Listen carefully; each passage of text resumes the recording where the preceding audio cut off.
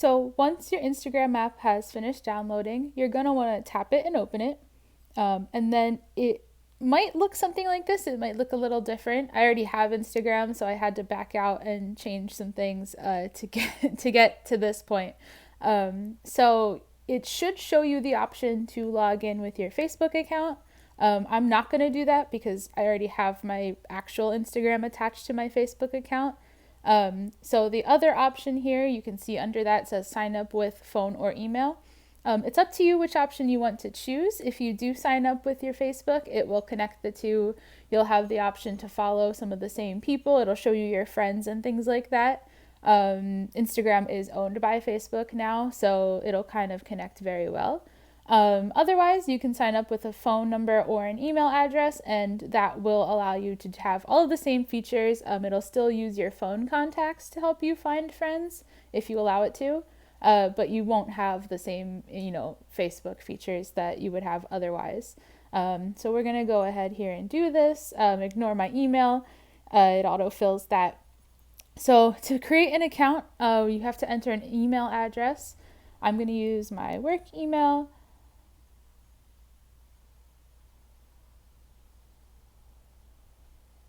So we're just going to type that in.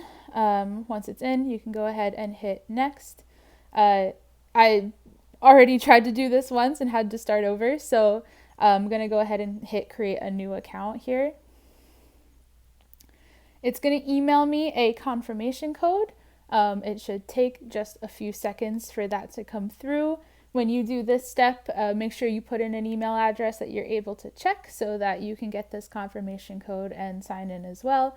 This is just how they verify that you're you. If you don't do this step, then it's possible that someone could try to create an account on your behalf using your email address. So that's why this is here. So I got my code. It is 019287. We're going to put that in, hit next, and it's going to take me in to set up my account. So it asks you your name. This is your actual name. Instagram's kind of cool where you have your handle or your username, and that is unique. You can create that to be whatever you want, but then it will also show your real name underneath that if you want it to.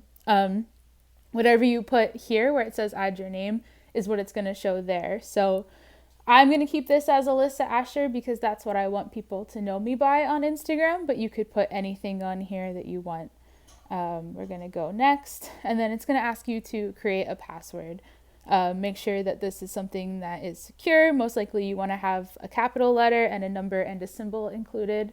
All three helps to make sure that no one can get into your account. So I'm going to use this password.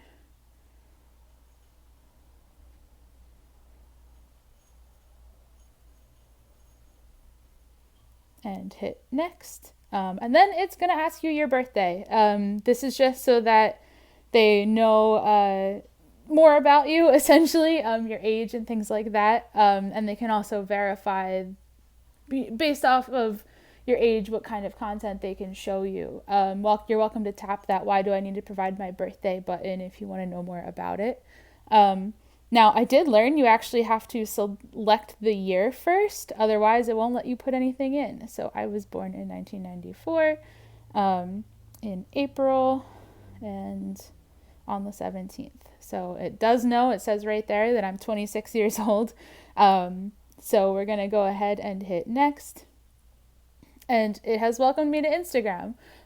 So initially it will create a handle or a username for you that is your first name, last name with a period in between. And that's, based off of what you entered previously.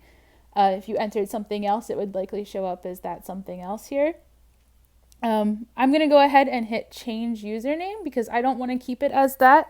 In this case, I'm an artist, so I want, to somehow associate my account with my artwork or my business as an artist. And I'm going to go ahead and customize this to kind of be more of that. So what I like to use personally is A. Asher as kind of my brand. So I'm going to go with A. Asher. And then I would like to use A. Asher Art. So I'm going to put that in and we're going to see if that's available. So you can see here that username is not available. You can kind of tell by the little symbols in the search box here. If I hit that recycle button, it's going to give me suggestions for what is available. That's similar to what I put in. Now you can still always go in and change this. And otherwise, that little status next to that kind of recycle button is just showing you that it's, not going to accept what you put in. So I am going to try something else here.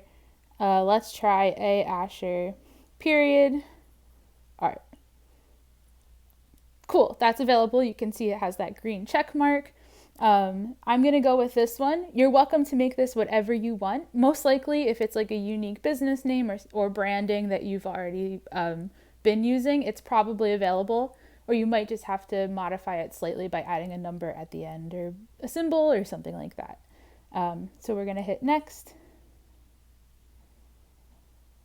It's going to take a little time here, but it's creating our account for us. And now you can see it has taken us in. It automatically wants to connect to my Facebook, even though I didn't choose that method. You can see that you can choose to connect to Facebook now, or you can skip that. We're going to skip that for now, but it's up to you if you want to have those same connections across both platforms. See, it says right here, Instagram is more fun when you follow your friends and see their posts. Are you sure you want to skip this step? We're going to skip it. You can always manually find your friends by username later on. This is just a more direct way to get you into Instagram and following people you know. Then the next thing it's going to ask is if you want to find your contacts. Just like Facebook, it can search your contacts to find people who are on Instagram by phone number or email address. So you can allow it to do this if you'd like. We're going to skip it for right now. But like I said, if you'd like to have this included, you can go ahead and do that. Once again, it gives us this little notification. We're going to hit skip. And now we're ready to kind of start setting up our profile. We're going to skip this for now just so that we can get into the app, but you can see later on in the presentation how to set up these things.